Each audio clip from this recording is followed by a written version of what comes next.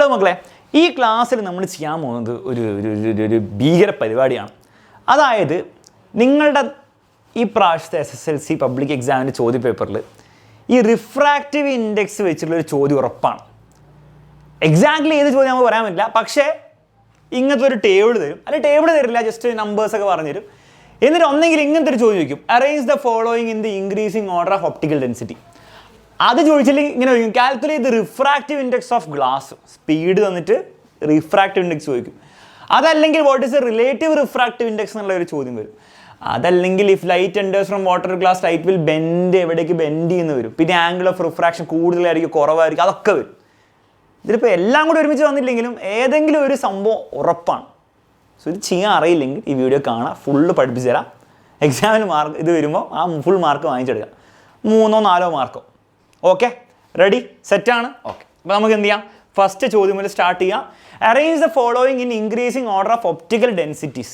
മലയാളത്തിൽ പ്രകാശിക സാന്ദ്രതയുടെ ആരോഹണ ക്രമത്തിൽ എഴുതാൻ പറഞ്ഞാൽ നിങ്ങൾ എന്താ ചെയ്യേണ്ടത്? ഇവിടെ തന്നിരിക്കുന്നത് എന്താണ്, കുറേ മീഡിയം, 4 മീഡിയം തന്നിട്ടുണ്ട്. മിക്ക സമയത്തും എക്സാമിന് ഇതേ മീഡിയം തന്നെയാണ് തരാൻ പോകുന്നത്, വേറെ ഒന്നുമല്ല. എന്നിട്ട് അവരിലൊക്കെ ലൈറ്റിൻ്റെ പ്രകാശത്തിൻ്റെ വേഗത, സ്പീഡ് തന്നിട്ടുണ്ട്. ഈ സ്പീഡും റിഫ്രാക്റ്റീവ് ഇൻഡെക്സും അല്ലെങ്കിൽ ഒപ്റ്റിക്കൽ ഡെൻസിറ്റി റിഫ്രാക്റ്റീവ് ഇൻഡെക്സ് ഒക്കെ സെയിം ആണ് കേട്ടോ. പ്രകാശിക സാന്ദ്രതയും അപവർത്തനാകമൊക്കെ സെയിം ആണ്. അപ്പോൾ അത് തമ്മിലുള്ള ബന്ധം എന്താണ് മക്കളെ? ഇത്രയേ ഉള്ളൂ. ഒരു മീഡിയത്തിലെ ലൈറ്റിൻ്റെ സ്പീഡ് എത്രത്തോളം കൂടുതലാണോ അത്രത്തോളം അവൻ്റെ റിഫ്രാക്റ്റീവ് ഇൻഡെക്സ് കുറവാണ്. കൂടുതലല്ല, കുറവാണ്. ഒരു മീഡിയത്തിൽ എത്രത്തോളം ലൈറ്റിൻ്റെ സ്പീഡ് കുറവാണോ അത്രത്തോളം അവൻ്റെ റിഫ്രാക്റ്റീവ് ഇൻഡെക്സ് കൂടുതലാണ്. ഈ ഒരൊറ്റ ഐഡിയ നിങ്ങൾ ഓർത്ത് വെച്ചാൽ. ഇനി പറ, ഏറ്റവും സ്പീഡ്, ലൈറ്റിൻ്റെ സ്പീഡ് കൂടുതലുള്ള വാക്യൂത്തിലാണ്. പക്ഷേ സ്പീഡ് കൂടുതലാണെങ്കിൽ റിഫ്രാക്റ്റീവ് ഇൻഡെക്സ് ഏറ്റവും കുറവ് ആർക്കായിരിക്കും? ഇവനായിരിക്കും. പിന്നെ സെക്കൻഡ് ഹയസ്റ്റ് സ്പീഡുള്ള ഇവനാണ്, അവന് റിഫ്രാക്റ്റീവ് ഇൻഡെക്സ് കുറച്ചുകൂടി ഉണ്ടാവും. വളരെ കുറവാണെന്ന് പറയാൻ പറ്റില്ല, കുറച്ച് കുറവാണ്, ഇത്ര കുറവാണ്. കുറച്ചും കൂടി സ്പീഡ് കുറവുള്ളവന് റിഫ്രാക്റ്റീവ് ഇൻഡെക്സ് കുറച്ചുകൂടി കൂടുതലായിരിക്കും. ഇപ്പം ഇത്ര കുറവുള്ളൂ എന്ന് പറയാം. ഏറ്റവും സ്പീഡ് കുറവുള്ളവനായിരിക്കും ഏറ്റവും കൂടുതൽ റിഫ്രാക്റ്റീവ് ഇൻഡെക്സ്. അപ്പോൾ ഇങ്ങനെയൊക്കെ എഴുതുന്ന പകരം നിങ്ങൾക്ക് എങ്ങനെ എഴുതിയാൽ മതി? ബുദ്ധിപരമായുള്ള കാര്യം എന്താണെന്ന് വെച്ചാൽ നിങ്ങൾ റിഫ്രാക്റ്റീവ് ഇൻഡെക്സിൻ്റെ അല്ല ഒപ്റ്റിക്കൽ ഡെൻസിറ്റി ഇൻക്രീസിങ് ഓർഡറിൽ കിട്ടണ്ടേ? നിങ്ങളൊന്നും ആലോചിക്കേണ്ട, സ്പീഡിൻ്റെ ഡിക്രീസിങ് ഓർഡറിൽ എഴുതുക. ഏറ്റവും കൂടുതൽ സ്പീഡ് വാക്യൂത്തിൽ, പിന്നെ സ്പീഡുള്ളത് വാട്ടറിൽ, പിന്നെ ഗ്ലാസ്സിൽ, പിന്നെ ഡയമണ്ടിൽ. ഇതാണ് സ്പീഡിൻ്റെ ഓർഡർ, ഡിക്രീസിങ് ഓർഡർ. ഇതിൻ്റെ നേരെ തിരിച്ചായിരിക്കും റിഫ്രാക്റ്റീവ് ഇൻഡെക്സിൻ്റെ ഓർഡർ. ഇതിൻ്റെ സൈനൊക്കെ നേരെ തിരിച്ചിട്ടാൽ മതി. ദാറ്റ് ഈസ് ഇങ്ങനെ ഇട്ടാൽ ഇത്രയുള്ള സംഭവം. അതായത് ഏറ്റവും ലൈറ്റിൻ്റെ സ്പീഡ് കുറവുള്ളത് ഡയമണ്ടിലാണ്, അതിനായിരിക്കും ഏറ്റവും കൂടുതൽ റിഫ്രാക്റ്റീവ് ഇൻഡെക്സ് ഉണ്ടാകും, ഏറ്റവും ഗ്രേറ്റസ്റ്റ്. ഏറ്റവും ലൈറ്റിൻ്റെ സ്പീഡ് കൂടുതലുള്ളത് വാക്യൂത്തിലാണ്, അതിനായിരിക്കും ഏറ്റവും കുറവ് റിഫ്രാക്റ്റീവ് ഇൻഡെക്സ് ഉണ്ടാകുക. അത് 3 വാക്യൂത്തിൻ്റെ റിഫ്രാക്റ്റീവ് ഇൻഡെക്സ് n=1 ആണ്, അതാണ് ഏറ്റവും കുറവ്, അതിനേക്കാളും കുറവ് ആർക്കില്ല. അപ്പോൾ സ്പീഡിൻ്റെ ഓർഡറിൻ്റെ നേരെ ഓപ്പോസിറ്റ് ആണ് റിഫ്രാക്റ്റീവ് ഇൻഡെക്സിൻ്റെ ഓർഡർ എന്നുള്ള കാര്യം ഓർത്ത് വെച്ചാൽ മതി. അപ്പോൾ റിഫ്രാക്റ്റീവ് ഇൻഡെക്സിൻ്റെ അല്ല ഒപ്റ്റിക്കൽ ഡെൻസിറ്റി എല്ലാം സെയിം കണക്ക് തന്നെ. അതിൻ്റെ ഓർഡർ എന്താണ് മക്കളെ? ഏറ്റവും കുറവ് വാക്യൂത്തിന്, ഏറ്റവും കൂടുതൽ ഡയമണ്ടിനായിരിക്കും. ഇത്രയുള്ള ദിവസം. അപ്പോൾ ഇങ്ങനെ ആരോ ഒന്നും വെച്ച് കാണിക്കേണ്ട ആവശ്യമൊന്നുമില്ല, ജസ്റ്റ് മനസ്സിലാക്കാൻ വേണ്ടി പറഞ്ഞു. ഇതാണ് പരിപാടി. അപ്പോൾ ഇങ്ങനത്തെ ഒരു ചോദ്യം വന്നാൽ നിങ്ങൾ ചെയ്തോളൂ. സ്പീഡ് തന്നിട്ട് ആ മീഡിയത്തിൽ അതിൻ്റെ സ്പീഡ് തന്നിട്ട് റിഫ്രാക്റ്റീവ് ഇൻഡെക്സ് കമ്പയർ ചെയ്യാൻ പറഞ്ഞാൽ ഏറ്റവും സ്പീഡ് കൂടിയ ആൾക്ക് ഏറ്റവും കുറവ് റിഫ്രാക്റ്റീവ് ഇൻഡെക്സ്, ഏറ്റവും സ്പീഡ് കുറഞ്ഞ ആൾക്ക് ഏറ്റവും കൂടുതൽ റിഫ്രാക്റ്റീവ് ഇൻഡെക്സ്. ഇനി ഇങ്ങനെ ചോദിക്കാം, calculate the refractive index of glass. അതായത് ഗ്ലാസ്സിലെ എന്താ തന്നിട്ടുള്ളത്? ഗ്ലാസ്സിലെ ലൈറ്റിൻ്റെ സ്പീഡാണ് തന്നിരിക്കുന്നത്. എന്നിട്ട് ചോദിക്കുകയാണ് സ്പീഡ് ഇതാണെങ്കിൽ അവൻ്റെ റിഫ്രാക്റ്റീവ് ഇൻഡെക്സ് എന്തായിരിക്കും? അത് കണ്ടുപിടിക്കാൻ ഒരു സിമ്പിൾ ഫോർമുല ഉണ്ട് മക്കളെ, ഓർത്ത് വെച്ചോ. Refractive index =C/V.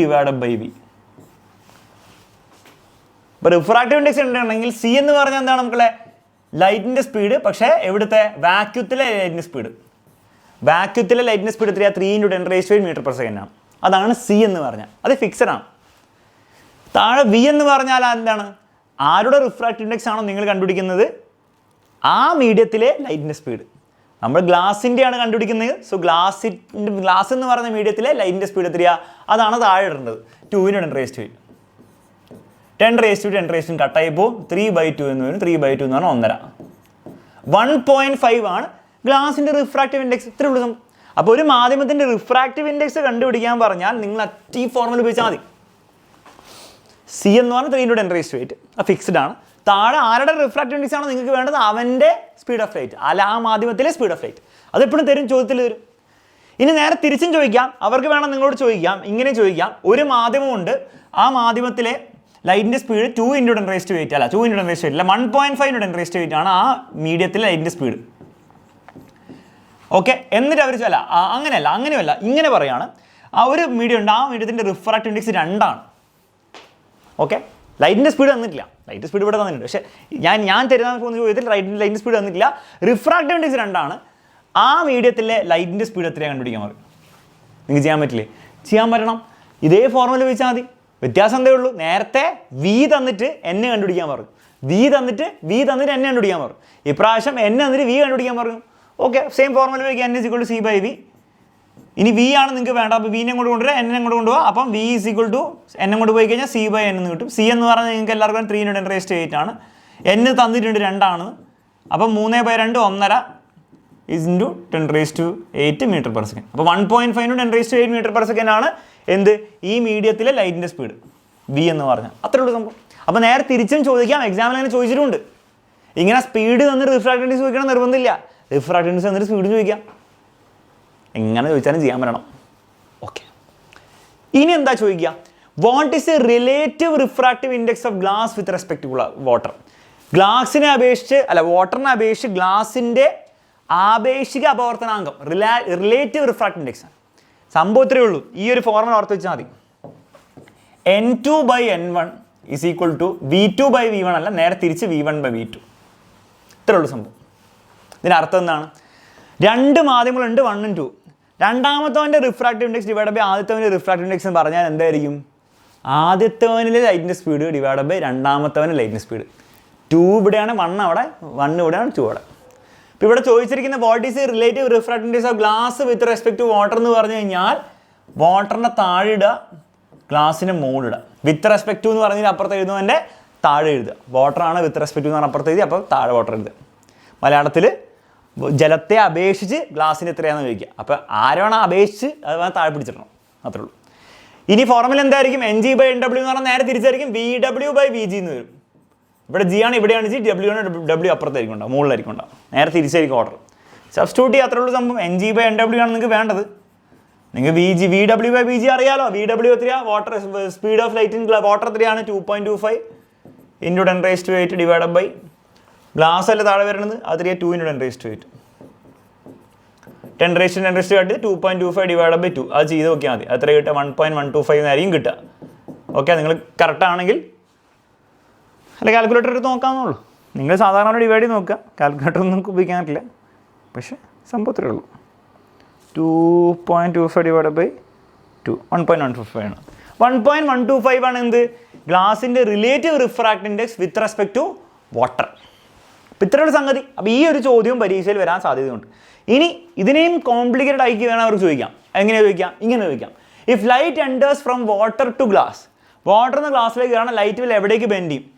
നോർമലിനോട് അടുക്കുവോ, നോർമലിൽ നിന്ന് അകലുവോ? ലംബത്തിനോട് അടുക്കുവോ, ലംബത്തിൽ നിന്ന് അകലുവോ? Towards normal, away from normal. ഇവിടെ ഒറ്റ റൂളേ ഉള്ളൂ മക്കളെ. നിങ്ങൾ എവിടെ നിന്ന് എവിടേക്കാണ് പോകുന്നത് പറഞ്ഞത്? ഗ്ലാസ് നിന്ന് വാട്ടറിലേക്ക്, വാട്ടർ ടു ഗ്ലാസ്, വാട്ടറിന്ന് ഗ്ലാസ്സിലേക്ക് പോവുക. ആയിക്കോട്ടെ, ശരി.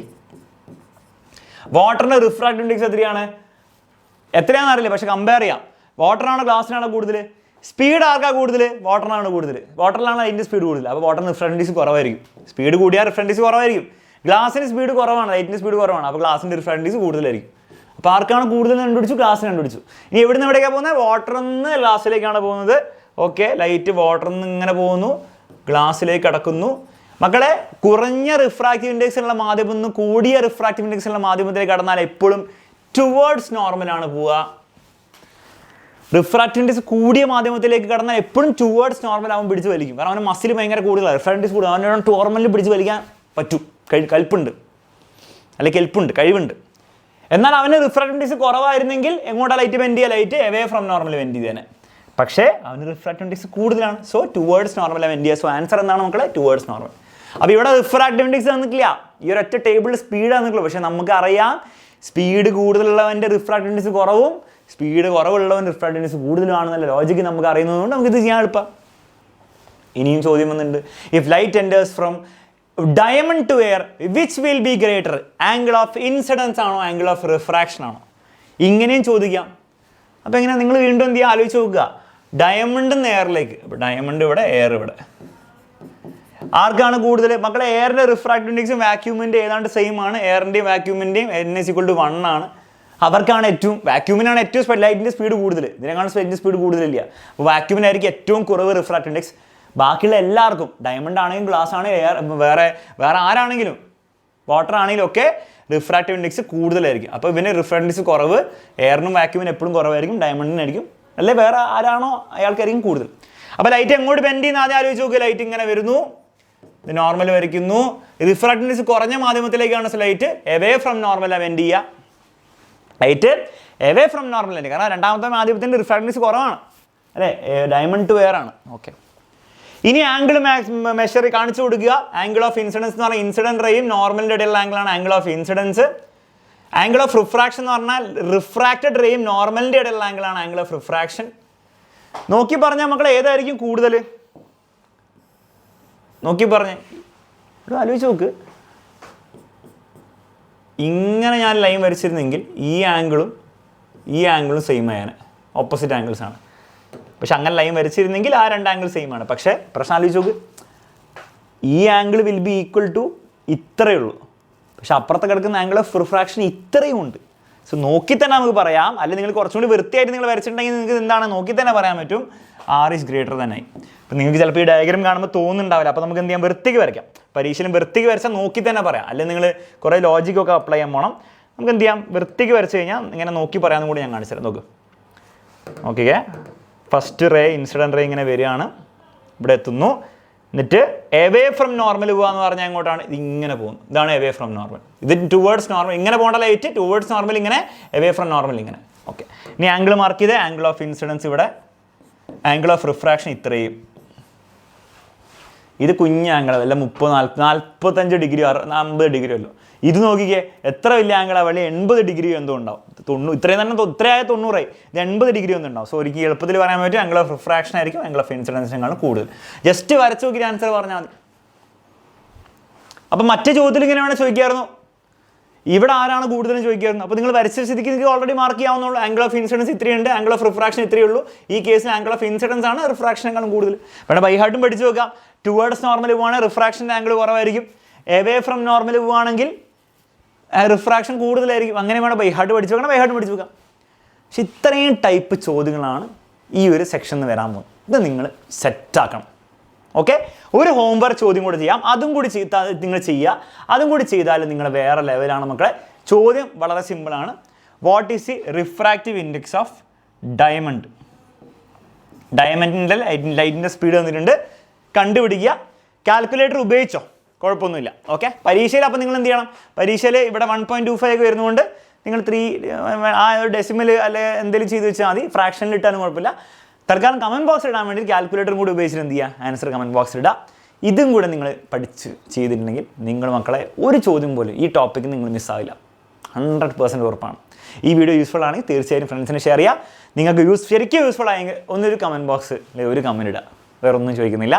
പരീക്ഷ നമ്മൾ തകർക്കും. ഓക്കെ, ലൈവ് ക്ലാസ് മിസ് ചെയ്യേണ്ട. Bye bye, take care. കാണാം.